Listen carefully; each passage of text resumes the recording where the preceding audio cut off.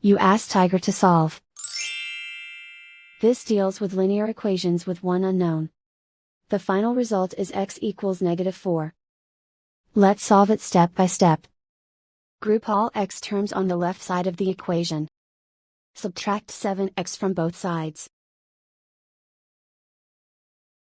Group like terms. Simplify the arithmetic.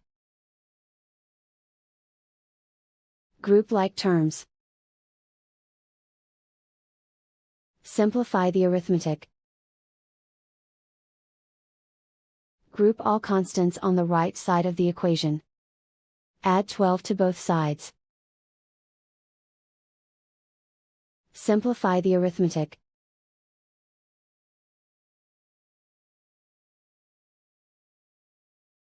Isolate the x. Divide both sides by -5. Cancel out the negatives. Simplify the fraction.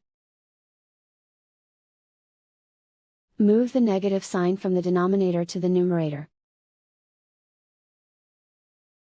Find the greatest common factor of the numerator and denominator. Factor out and cancel the greatest common factor. And so the final result is x equals -4.